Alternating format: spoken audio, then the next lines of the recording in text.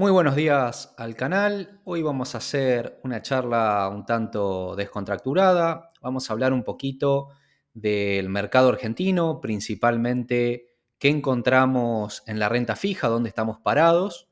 Vamos a hacer un pequeño resumen pasando rápidamente por las obligaciones negociables, los BOPREAL, vamos a tocar un poco el tema de los soberanos y vamos a hacer un pequeño resumen sobre también qué vemos en los dólar link.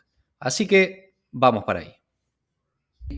Déjame invitarte, si sos cliente de Invertir Online o de Balance, o bien querés abrir una cuenta vinculada con nosotros, con nuestra asesoría, podés escribirnos al mail que figura en pantalla, asesoresrgg@gmail.com, y te contaremos de qué consta el servicio y cómo proceder a vincularte. Pip, antes de arrancar con el análisis de los instrumentos de manera individual, sí quiero dejarles una reflexión. Esto desde ya es un análisis propio, es una opinión propia que puede discernir o diferir de lo que opine otro analista. Bueno, yo suelo hablar de que dentro de lo que es la renta fija argentina tenemos tres niveles de riesgo o perfiles de riesgo diferentes que a veces se mezclan y algunos que solamente ven la TIR tienen una tendencia de no prestar atención a el riesgo inherente a cada uno de los instrumentos. Entonces, en base a eso, yo hablo de tres escalones de riesgo, ¿no? Por un lado, un escalón más superior en el nivel de riesgo en lo que serían los bonos soberanos, o sea, que es la deuda del tesoro. Un escalón intermedio, que serían los BOPREAL, después vamos a explicar el por qué, y un escalón más conservador o que tiene menor perfil de riesgo, que son las obligaciones negociables o bonos corporativos. Bien, ¿por qué los bonos soberanos lo pongo en un nivel de riesgo superior? Bueno, primeramente, considerar que históricamente la deuda del tesoro, cuando ha sido refinanciada o reperfilada, siempre ha sido muy desfavorable para el inversor, ¿no? Ha habido refinanciaciones con grandes quitas de capital, como por ejemplo en el 2005. Ha habido refinanciaciones donde el inversor prácticamente se quedó sin cobrar ningún cupón de interés o cupones de intereses mínimos, como fue post reestructuración de la deuda soberana argentina con Guzmán. Bueno, y así históricamente nunca son beneficiosos los canjes para el inversor. La renta corporativa, en cambio, cuando la empresa ofrece algún tipo de canje, rolea deuda y demás, las refinanciaciones o los canjes siempre terminan siendo algo beneficiosos para el inversor en renta fija a largo plazo. En general, cuando una empresa rolea deuda, lo que ofrece es un canje voluntario, donde le ofrece al inversor permanecer 2 o 3 años más en la empresa, le sigue pagando una buena tasa de interés y le ofrece en general algún tipo de premio en nominales o en cash. Así que esa es una principal diferencia. Lo otro que no podemos desconocer con respecto a los bonos soberanos es el riesgo de impago, ¿no? Si vemos cómo ha quedado los vencimientos de capital de la deuda argentina post acuerdo de Guzmán, bueno, vemos que hoy estamos acá en el 2024, y a partir de 2025 los vencimientos de capital respecto a lo que tiene que pagar la Argentina al Fondo Monetario y a los acreedores privados, bueno, empieza a escalar fuertemente, ¿sí? A esto también tenemos que sumarle los recién emitidos BOPREAL, ¿no? Que están ahí con flechas, lo cual, bueno, complica bastante el flujo de pagos, ¿no? Entonces, la probabilidad de que esto se pague sin que ninguna de estos tipos de deuda sea refinanciada, canjeada, reperfilada, sigo opinando que son bastante bajos, ¿no? Las probabilidades de que esto suceda y que la dinámica sea el pago normal de los vencimientos de capital. Entonces, no podemos desconocer que el riesgo de refinanciación o reperfilamiento o algún tipo de evento de estos en la deuda, ya sea deuda soberana o en el fondo, sea reestructurada, ¿no?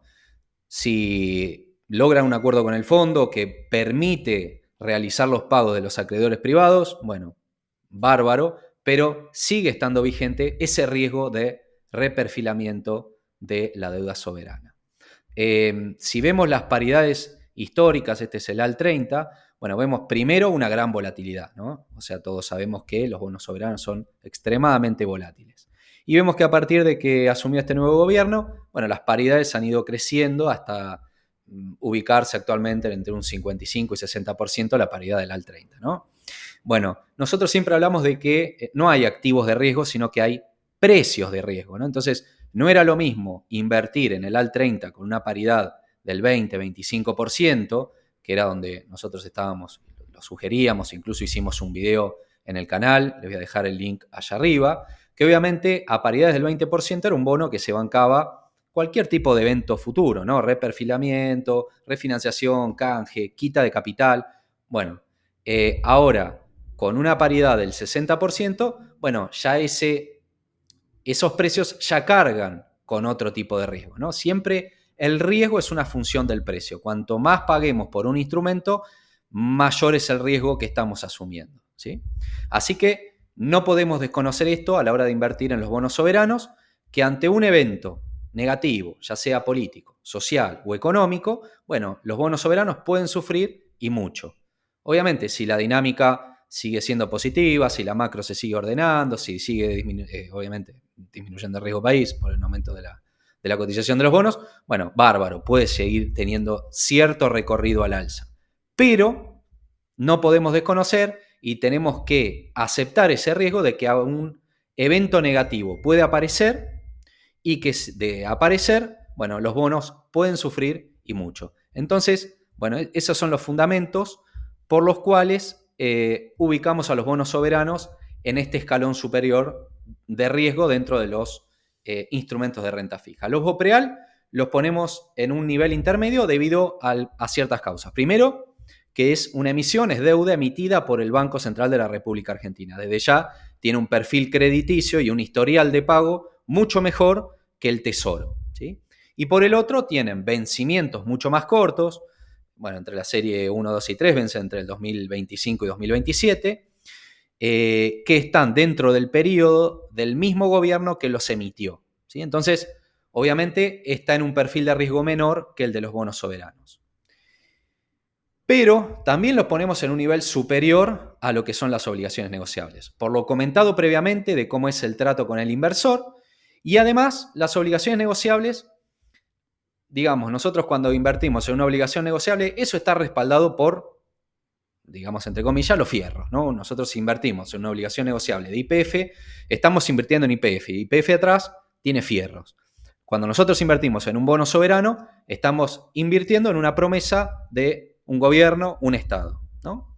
Entonces, por eso las obligaciones negociables las ponemos en un perfil crediticio más conservador o menos riesgoso, ¿sí? Entonces, no deberíamos mezclar, más allá de que todos son instrumentos de renta fija, estos instrumentos en la misma bolsa, ¿no? Sí podemos obviamente invertir en los tres, pero sabiendo que tienen perfiles de riesgo absolutamente diferentes.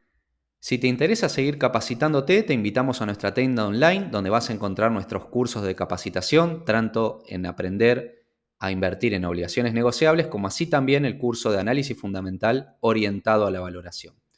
Si estás interesado, entras a nuestra tienda online, vas a tener la dirección en pantalla, como así también el link en la descripción de este video, y ahí en nuestra tienda online van a poder encontrar información, videos informativos, temarios y costos de los mismos. Así que los esperamos. Bien, vamos ahora con las ONs. Primero, si evaluamos la dinámica que han traído en estos últimos meses, lo que podemos ver es que se han comprimido en el spread que hay entre lo que son emisiones de conservadoras, emisiones de perfil moderado y agresivo, ¿no? Fíjense que acá tenía cierto spread, donde rondaba entre 2,5% y 9%, y se ha ido comprimiendo, ¿no? O sea, se ha ido alineando las distintas emisiones y están rindiendo todas entre un 5 y un 8%. Podríamos hablar que en eso se mueve. ¿Ven? Vemos acá una solamente que se ha desprendido, que ha aumentado de TIR de manera importante, que es Generación Mediterránea, que después vamos a hacer una referencia a la misma.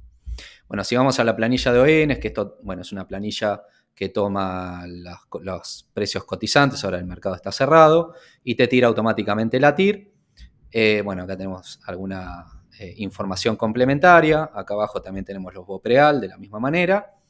Bueno, podemos mencionar que si vemos las sugerencias que hacemos nosotros, ¿no? Según perfil de riesgo, bueno, podemos hablar de que las TIR más o menos se mueven entre lo que hablamos, entre un 6, 6,5 y un 8, 8,5%, dependiendo de la emisión. Entre lo que son las sugerencias de perfil agresivo, o sea, estos son empresas que, bueno, tienen un riesgo mayor que el resto, principalmente por los ratios de deuda, que se refleja también en la calificación que le otorgan las calificadoras de riesgo. Podemos hablar de Generación Mediterránea, que actualmente está con una TIR del 15,6%, tiene una calificación A por parte de Fitch.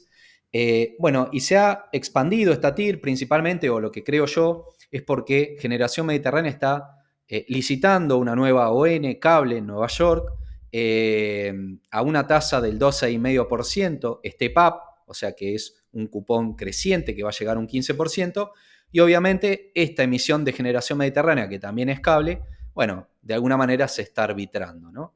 Generación Mediterránea sí es una empresa que tiene un peso de deuda importante, se ha endeudado fuertemente en el último tiempo, pero bueno, lo ha hecho para aumentar su capacidad instalada.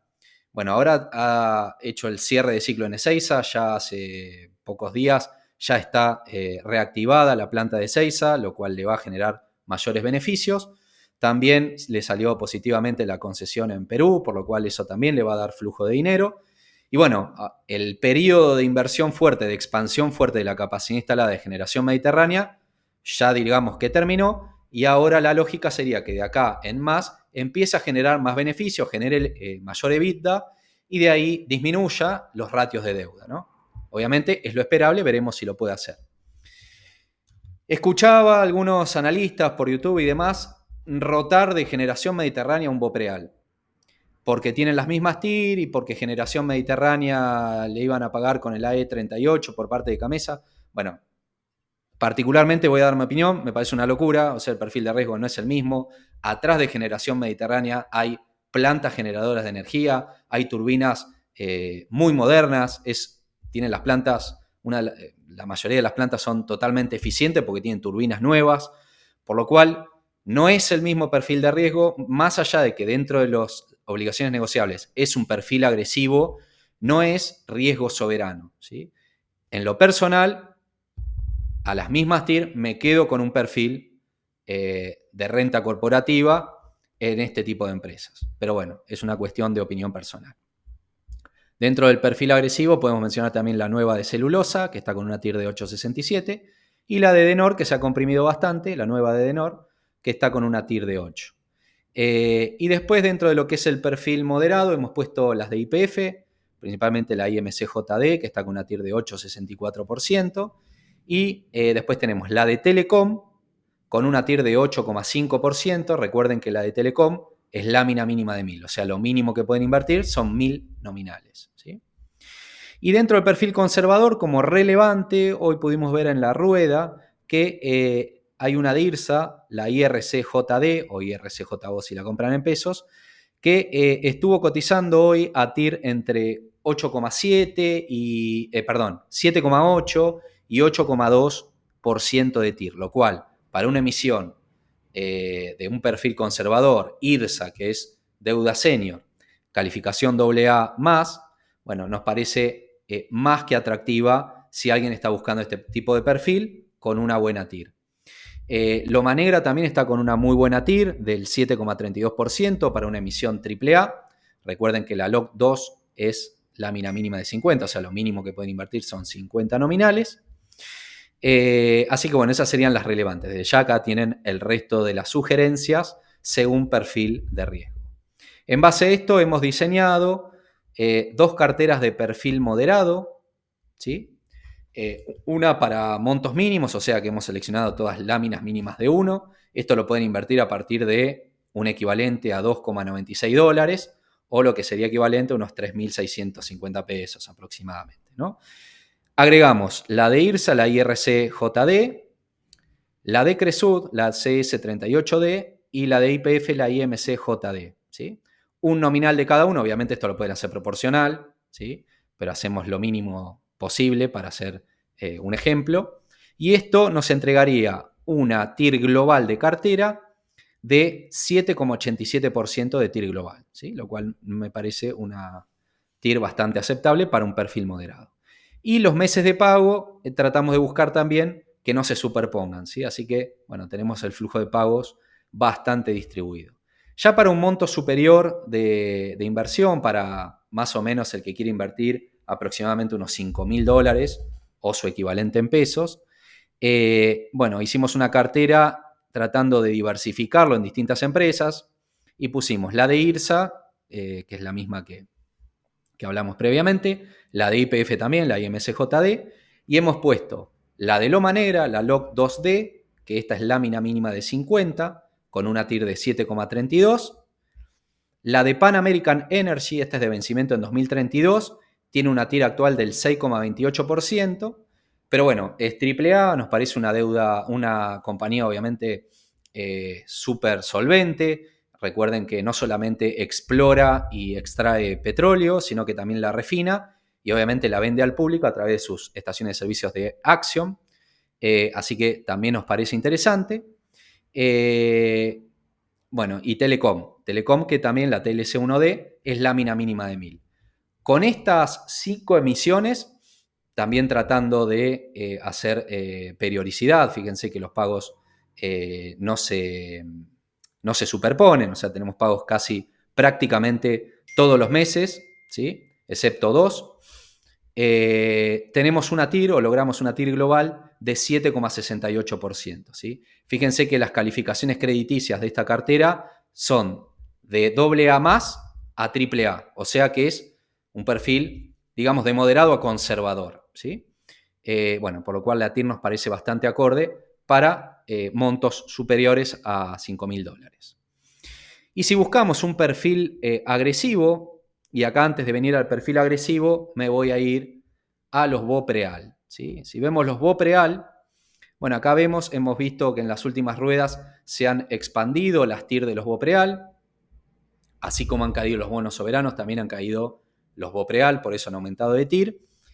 Tenemos la serie 1, recuerden que se diferencian en que la subserie A, B y C permiten rescates a dólar oficial, o sea, como si fuesen dólar link en distintas fechas, y la serie D no permite ningún tipo de rescate. Si van a finish, obviamente si no van a hacer rescate intermedio, bueno, obviamente se comportan como una obligación negociable. Si van a finish, obviamente las sugeridas son o la BPC 7D, que fíjense que tiene la misma TIR que la BPD 7D, pero con la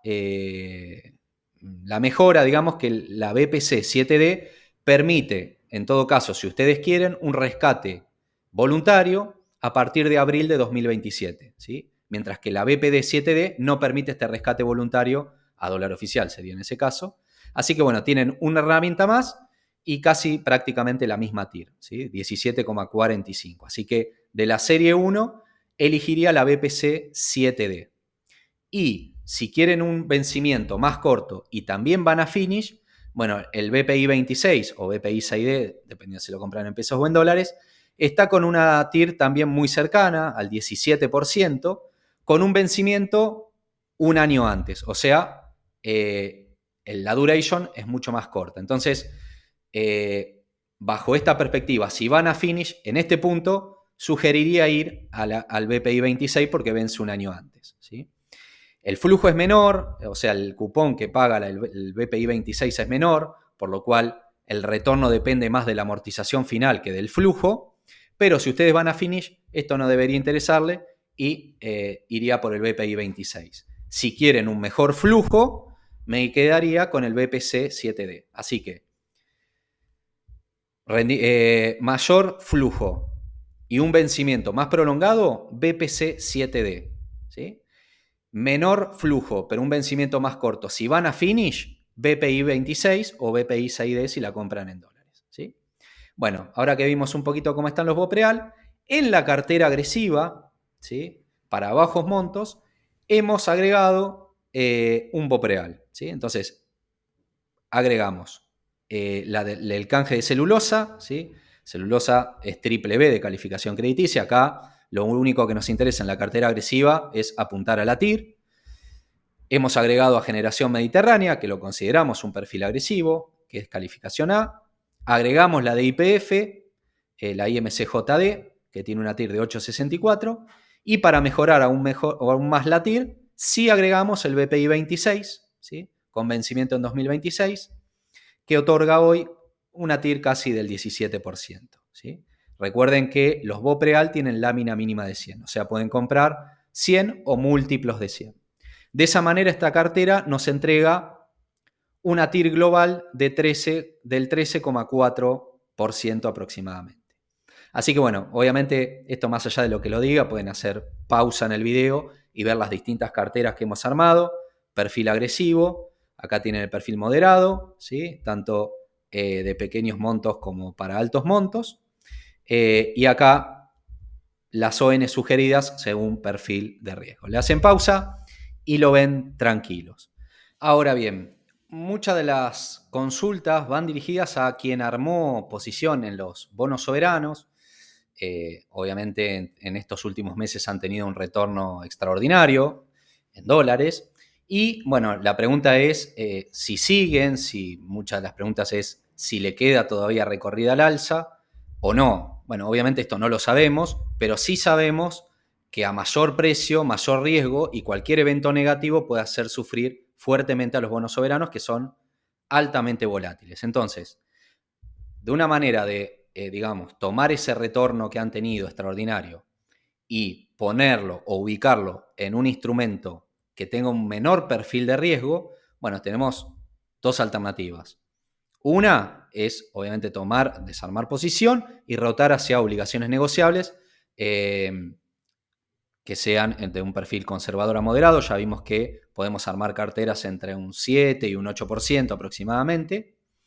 Y si no, bueno, tal vez para disminuir un poco el riesgo, pero igual tener un perfil agresivo, bueno, podemos rotar o podrían evaluar rotar de los bonos soberanos hacia los BOPREAL. Fíjense que hay algunos bonos soberanos, por ejemplo, el AL35, que tiene una TIR prácticamente similar a la TIR del BPI 26 o del BPO D7, o, bueno, dependiendo si lo compran en pesos o en dólares. Pero más o menos las TIR son similares. Incluso el AE38 está muy cerca. Y los de la parte corta, del AL30, bueno, está con 24 de TIR, pero bueno, no está tan alejado de lo que ofrece un BOPREAL. Y están pasando desde una deuda del Tesoro hacia una deuda del Banco Central, que tiene un mucho mejor perfil e historial crediticio. Y además están acortando muchísimo el vencimiento, ¿sí? Recuerden que los BOPREAL, el BPI 26, vence en 2026, mientras que cualquiera de estos bonos vence muchísimos años después. Entonces, una manera de acortar el vencimiento y disminuir el perfil de riesgo, manteniendo o en detrimento de una pequeña TIR, de una pequeña porción de TIR, bueno, la rotación desde los soberanos a los BOPREAL es válido. Igualmente sigue siendo perfil agresivo, eso lo quiero aclarar, pero es una alternativa válida.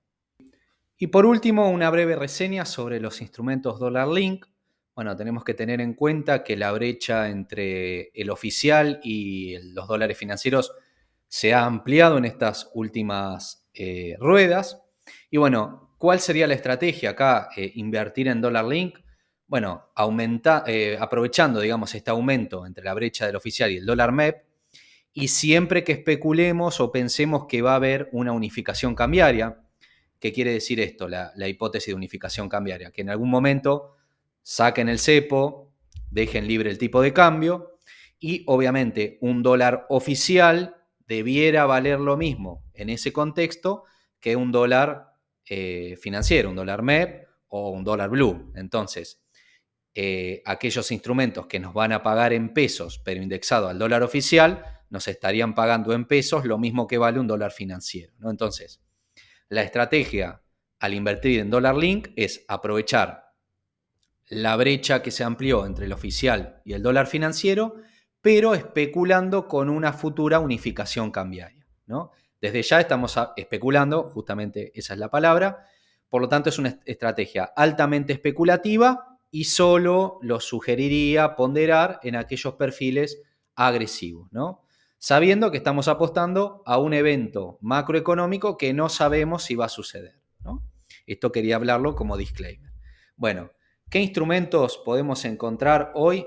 Bueno, dentro de lo que es la renta corporativa Dollar Link, bueno, les traje algunas emisiones ejemplo, ¿no? Acá está la cotización por cada nominal de estas emisiones. Tenemos la IMC-OO de YPF, la SNS-9O de San Miguel, la LECAO, que es de Albanesi, y las últimas dos, la MGC-EO es de Pampa y la MRC-GO es de Generación Mediterránea, ¿no? Bueno, acá está el valor por nominal, la paridad que tendrían tomando la cotización del A3500, o sea, del dólar mayorista, que hoy cerró en 8.90, y la paridad con respecto a la cotización del dólar MEP, ¿sí? Que hoy cerró en 1.234 aproximadamente. Entonces, obviamente, lo que hacemos es comparar, para que sepan de dónde viene este número, lo que cotiza el nominal dividido el oficial nos da esta paridad, ¿sí? O sea, los últimos 4 están cotizando bajo la par, teniendo en cuenta el dólar mayorista. Y si lo comparamos con la cotización del MEP, esto siempre y cuando, repito, especulemos con una posible unificación cambiaria, bueno, vemos que las paridades obviamente son muchísimo más bajas. Las TIR que tendríamos tomando como tipo de cambio el oficial, y las TIR que tendríamos tomando en cuenta el tipo de cambio MEP, esto sería la rentabilidad que tendríamos si hay justamente una unificación cambiaria. Fíjense que las rentabilidades potenciales son muy elevadas. Repito, estrategia especulativa y para perfiles agresivos, ¿no? Dentro de estas, ¿cuáles son las que más me gustan? Bueno, la de San Miguel, la SNS9O, fíjense que tiene una TIR, si tomamos como tipo de cambio el oficial, de casi un 12%, y si hay unificación cambiaria vamos a tener una TIR aproximadamente del 50%, ¿no? San Miguel, ¿por qué me gusta? Bueno, la empresa se ha financiado con emisión accionaria. En teoría, la empresa dice que va a ser para limpiar los pasivos, o sea, que va a pagar deuda, por lo cual, bueno, ganó liquidez con esta emisión de acciones, ¿no? Entonces, bueno, baja el riesgo de impagos en lo que es su deuda, ¿no? Así que, bueno, dentro de lo que es la renta corporativa Dollar Link, es una posición que me gusta. La de YPF no tanto porque es cupón cero, o sea, la rentabilidad que tendríamos es en la amortización final, abril del 2025, al igual que la de Pampa, es cupón cero, o sea, lo único que nos va a pagar es la amortización final en diciembre del 2027, ¿no? Entonces, me parecen atractivas o la de San Miguel, y en un escalón más agresivo, un perfil de riesgo más alto, podría ser la de Albanesi o la de Generación Mediterránea, ¿sí? Bueno, ahí se las dejo para que la vean, pero bueno, son alternativas especulativas para perfiles agresivos, aprovechando ese aumento del spread entre el oficial y los dólares financieros y especulando con una unificación cambiaria futura. Bueno, esto fue un breve repaso de lo que es la renta fija a nivel local. Obviamente fue una charla desestructurada, no hay nada armado acá, como para ponernos a tonos de qué alternativas hay de inversión en la renta fija en Argentina. Bueno, como siempre, si les gustó el material, déjenos algún me gusta, algún comentario, que es así como seguimos creciendo y podemos seguir trayendo este tipo de material. Gracias y nos vemos la próxima.